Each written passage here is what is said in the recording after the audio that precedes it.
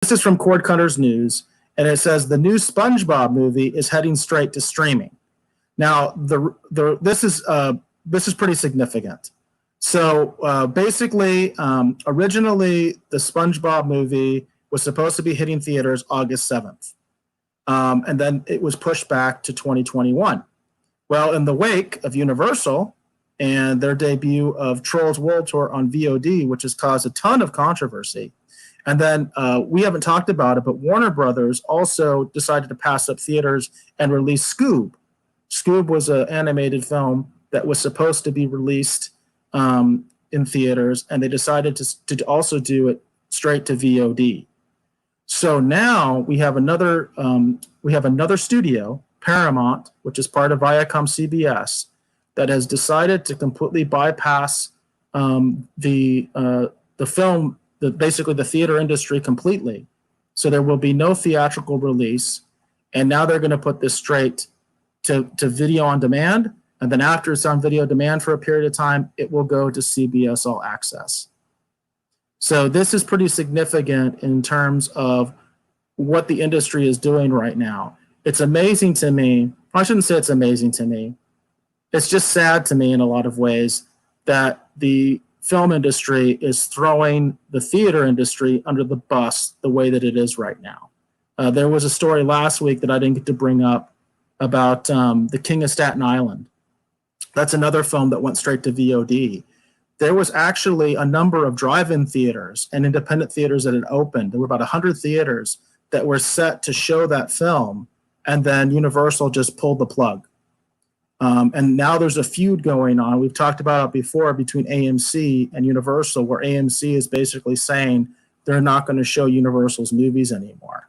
So this is another interesting front of the streaming wars, and basically CBS All Access, their parent company, ViacomCBS, has now joined this, and they're really throwing some major shade on the theater chains. And I just wanted to bring that up because obviously it ties into CBS All Access. It ties into our previous coverage where we talked about ViacomCBS basically rebranding CBS All Access. And apparently they're going to get the entire catalog of all the SpongeBob shows, but they're also going to get this movie after it's on VOD for a certain amount of time. Then it's going to go to CBS All Access. So my question to you, Dave, is I'm really curious what your take is on this. If you see this, what I'm seeing, which is this trend that they're really, really throwing the theater chains under the bus and all the independent theaters as well.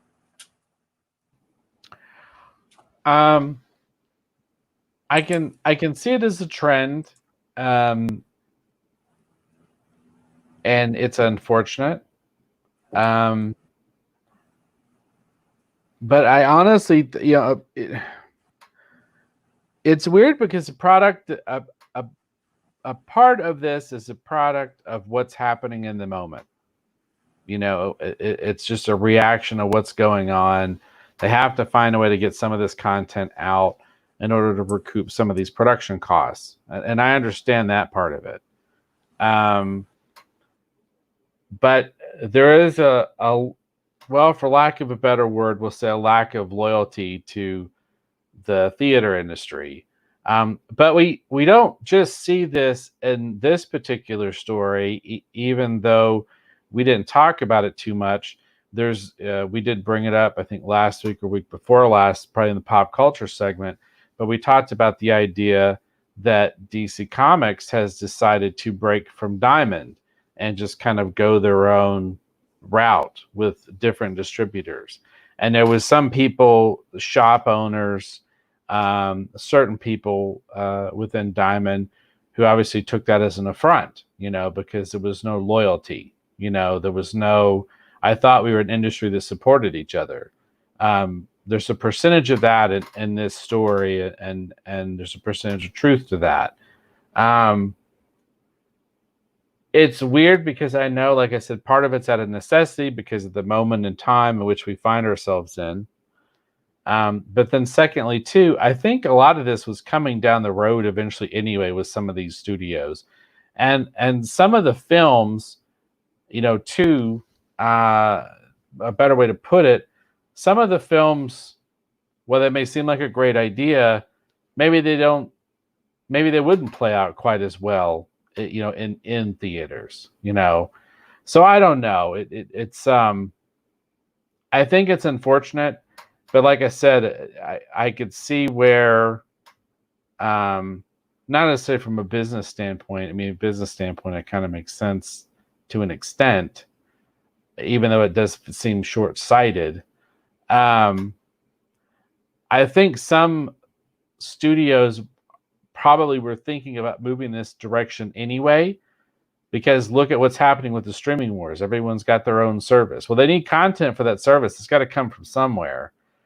And then I could see where they're wanting to recoup those costs by lessening their risk. And for films that they might feel are on the fringe that they don't think could do terribly well at the box office anyway, well, let's just roll them out VOD and get them out of here. My thought process is going to be, if we make it through the fall. I could definitely see that. I think that there's short-sighted. I think it's short-sighted because I think eventually the theaters will open up again. There are theaters that already have opened up. And of course, we've talked about drive-ins. I actually had several stories on drive-ins. I wanted to talk about that, but we're really short on time. But because I support that. I would like to see drive-ins flourish again. I think that would be awesome. I would love to have my local drive-in back because I used to have one really close to my house. But it's amazing to me. I just think that everybody's kind of piling on because now you've got Warner Brothers, you've got Paramount, Universal basically started this. And the funny thing is when Universal started this with Trolls World Tour, nobody really faulted them. And the fact of the matter is Trolls World Tour was actually released in the few theaters that were open. Like the one drive-in that's still around in my metro area, in the Metro Phoenix area, it's actually in Glendale, Arizona. They were showing Trolls World Tour. But now what's happening is they're doing these exclusive VOD things. They took it a step further, and it's like right when the theater industry is really in bad shape and really needs some assurances, these studios are taking them away, and I think it's just tremendously short-sighted. I don't think that these streaming platforms are going to be able to support the revenue that they think they're going to. I think everybody thinks they're going to be the next Netflix because I think I believe that's the way they think, and they don't understand that really that's not the way it's going to be. The future, I think, is going to be very diverse in terms of media. I always use the analogy of vinyl records, and I call it the vinylization of media. And I think what you're going to find is more and more of these things. And I think it's part of why I want to talk about the streaming wars so much, because I think everybody's chasing Netflix and saying who's going to be the next Netflix. I don't think it's going to be that way. I think what you're going to have is you're either going to have some sort of consolidation. It's going to be like cable all over again, or you're going to have a lot of these smaller sort of smaller outlets that are profitable, but they're nothing like Netflix. You know what I mean? In fact, we've actually done some coverage of some outlets that are looking. They have that strategy. BritBox was one that I remember we talked about. The BritBox was kind of looking at that strategy where they have a much smaller subscription base, a paltry subscription base. But you know what? It's profitable for them. They're making money off of it. So I just think that they have to realize that they need multiple revenue streams rather than putting all their eggs in one basket. And right now, I think the industry is trying to put all their eggs in one basket because they're panicking. I think they're just panicking. And they're just, like I said, they're just throwing everybody else under the bus because they don't know what else to do. Yeah, I could definitely see that. I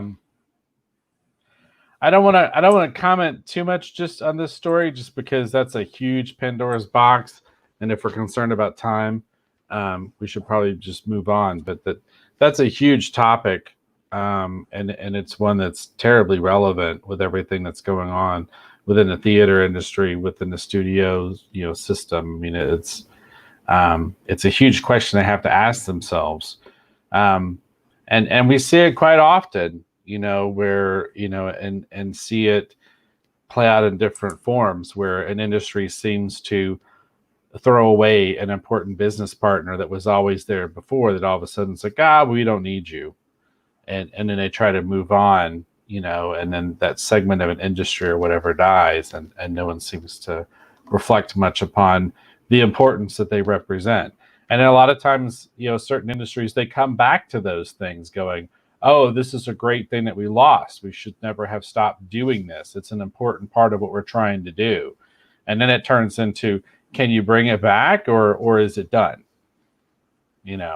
So only time. That's why I call it the vinylization of media.